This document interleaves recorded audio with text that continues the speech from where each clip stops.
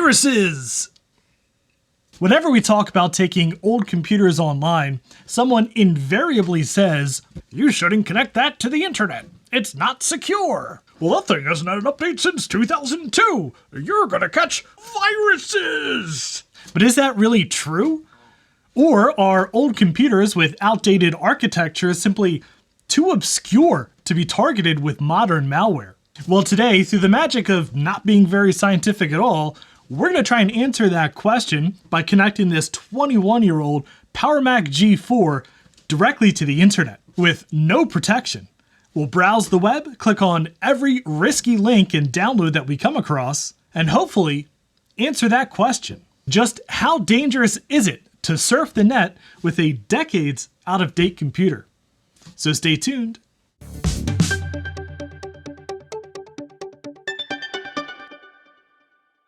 And if you enjoy potentially sacrificing beautiful early 2000s industrial design to the horrors of the modern internet, I hope you'll consider subscribing to the channel.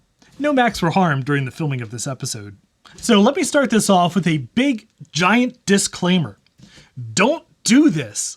I have this machine separated from my actual home network because if we do catch any mysterious, mischievous binary blobs on the internet, we don't want them weaseling their way out into our other devices. I got the inspiration for this fun little diversion video from watching Kit Boga, a scam baiter who lets internet scammers connect to his virtual machines to waste their time as hilariously as possible. Recently, he purposefully infected a Windows VM with as much malware as possible by disabling Windows security features and then browsing the internet and clicking every risky link he came across for questionable search queries. It got me thinking about that age-old question, security through obscurity. Would doing the same thing on an old computer be even more dangerous? Or will malware see our ancient PowerPC architecture and early 2000s version of macOS and be like, "What the heck is this?" and then bounce harmlessly off of our AIM Alliance armor? I think there's a couple of interesting factors at play. Contrary to popular belief at the time, there actually were a lot of viruses that could infect Macs back in the day. On one hand, this 2001 Power Mac is essentially a Unix machine that got its last significant update when Netflix was still mailing out DVDs. And it has no active protection against any of the threats of its day. On the other hand, browsing the web on this thing, well, it just isn't easy. The web browsers it came with are so outdated that websites generally won't even load, even malicious ones, let alone load enough to deliver any kind of malware payload.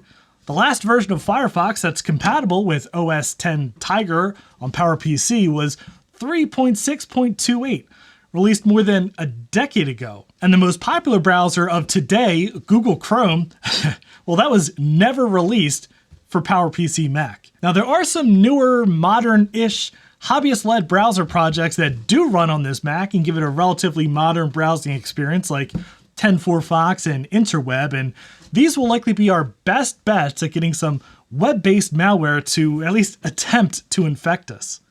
But even then, we're running at 466 megahertz on a single processor. Modern malware is expecting to run on multi-core systems in the gigahertz. Let's just say that if by some miracle your Bitcoin mining keylogger botnet does try to run on this thing, I bet it's just going to grind it to a halt. But I am not a security professional by any stretch. I'm just a professional computer idiot with more vintage computers than sense. So let's fire this thing up and surf the information superhighway. Who surfs on a highway? But first, let's surf over to today's sponsor, PCBWay. You know what's even better than getting high-quality PCBs super fast and at a really great price? Getting those PCBs assembled. PCBWay is a one-stop solution for PCBs and PCB assembly. And they're currently running an assembly service promotion, only $30 for 1 to 20 pieces.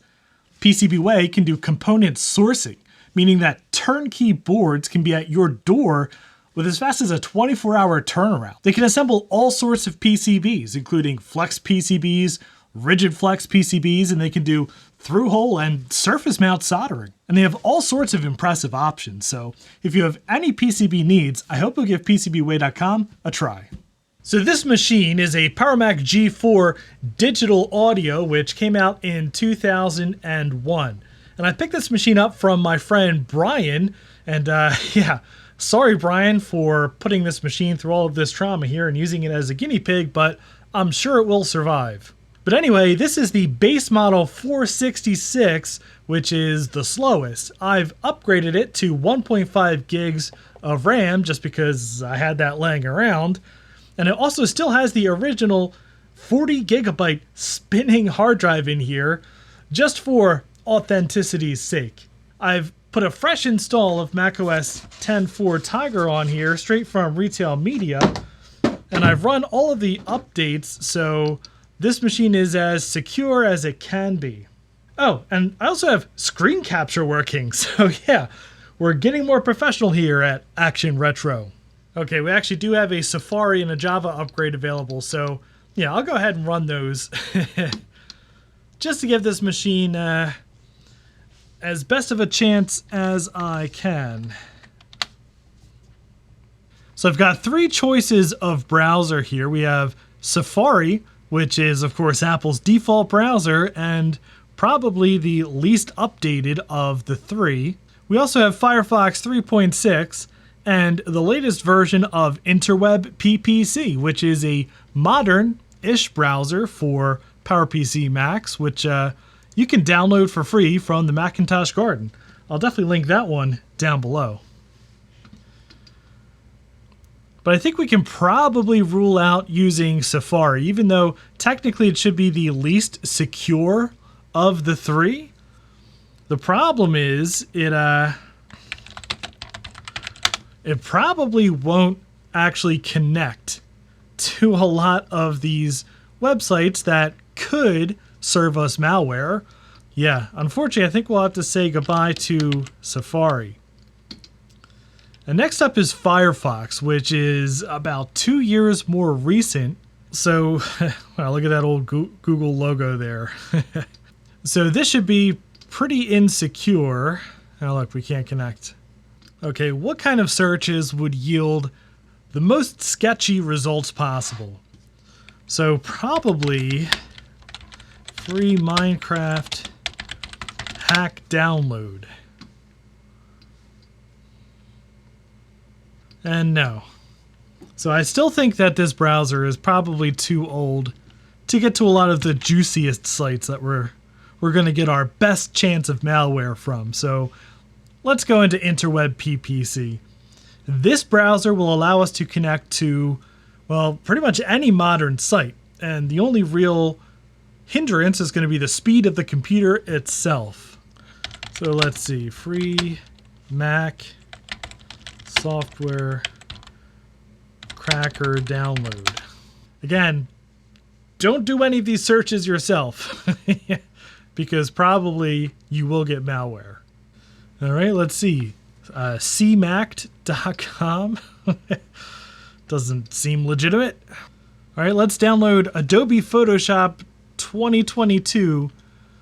I'm sure that's actually the application, and I'm sure we can just install it right to our PowerPC Mac. All right, downloading a random.dmg file. And one of the problems I think we're going to run across is that some of these sketchy websites are going to do things like try to use JavaScript in the background to mine cryptocurrency, which is going to, of course, bring this thing down to a crawl. And Interweb PPC does have some protections against that kind of thing turned on by default, like ad blockers. But yeah, who knows? We might find that certain of these malicious sites just slow to an absolute crawl. Okay, so that website just completely failed to do anything. So I think Google might be a little bit too safe. We have to do something even more dangerous. Use Bing. So let's see, what would a nefarious person making malware expect us to search for? Free Bitcoin download. Kitboga had a lot of success with this one. Let's try page 5. Bitcoinminer.winsite.com. That seems legit. Now, you know, Bing works pretty well on this 466 megahertz computer. Let's download some of this stuff. It's probably all Windows malware. Ah yes, Ty Dirt's Litlock 1988.mystrikingly.com, my favorite website. Bitcoin download DMG Mac.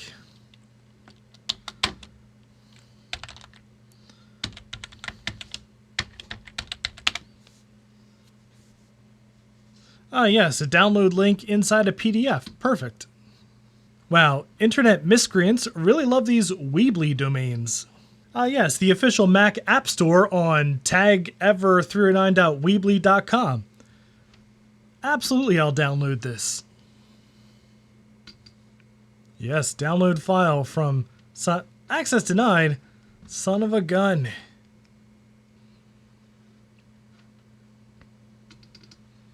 All right, random.pkg. Nope. Requires macOS 10.5. Oh no. All right, this seems legit. What do you got to download? Here we are in the Weeblies again. These people love their Weebly.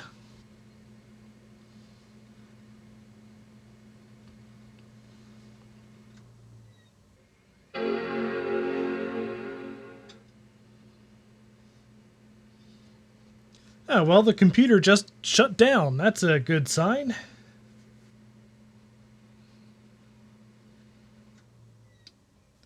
Well, that's weird. That website seems to crash the computer and try to open system preferences. Maybe we're onto something here. Oh, good. My Sliver version 6.2 application with no icon has finished downloading. Let's, move that right into applications. Oh, that doesn't work. Cannot use it with this version of macOS 10. I'm foiled. Well, you know, it's a shame how many government sites and educational sites and universities get hacked with this kind of garbage. Better save all these PDFs. Just look at all these sketchy PDFs I downloaded. Well, better open them all up and click on all the links.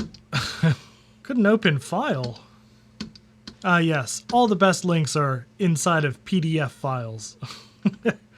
No, they're not. Don't do this. Seriously, don't do this. 10.5. Okay, so I've been at this for hours, and we've definitely seen some weird stuff happen on certain pages that apparently tried to hijack our computer, and we opened a lot, and I mean a lot, of sketchy PDF files direct from Bing search results. So now let's run some antivirus and see if it finds anything. All right, good old Clam AV.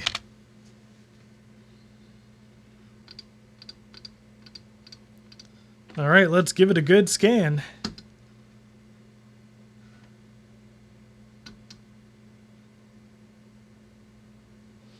Hey, look at that! No infected files found! We did it! We proved that browsing the internet from an old computer is perfectly safe and you can click on whatever horrible infected sites that you want. Or did we? You see, I think we might have actually done more to illustrate the dangers of browsing the internet unfettered on horribly outdated software than it may at first have seemed. Remember, we got that really weird scenario on that one website where it tried to open system preferences and then the whole computer shut down. And I thought that might have been a fluke. Maybe the button on the front of the monitor was flaky since it's an ADC monitor. But when we visited that website a second time, the exact same thing happened. I think it was trying to do some sort of sketchy drive-by download thing. And it just, instead of delivering the payload, just crashed the computer. Now, it's true, Clam AV did not find any malware on here. However, Clam AV hasn't been updated for PowerPC with new signatures since, well, who knows when, 2012 maybe. So if there's some cross-platform malware that's running in Unix land instead of the Mac OS part of this, then that may very well have infected this machine. And there's no way to tell. We'll never ever be able to figure that out. And that's pretty scary. In fact, that's scary enough that I'm going to take the spinning disk hard drive out of this thing and never going to use it again. Probably going to shoot it into the sun. But in any event, this was a non-scientific test just to see what would happen. And I think it's safe to say that you should be careful browsing the internet no matter what computer you have. Watch out for scams, check the URL that you're on, don't download sketchy files, and don't ever click a link in a PDF that goes to a download. On the safe side, don't ever click any link in a PDF. It's almost never a good thing. But that'll do it for this video today. If you enjoyed it, I'd appreciate a thumbs up. And if you'd like to see more shenanigans like these, please subscribe down below. And thank you very much for watching. And a special thanks to Adrian, B. Perkins, Camilla Noseda, Chris Allegretta, Chris Biggs, Chris Calderon, Chris Nelson, Daniel Hubbard, Greg from Rutke Mods, Nano, and Scott Thompson, who are my highest tiered patrons, and all of my Patreon supporters for helping make these shenanigans possible.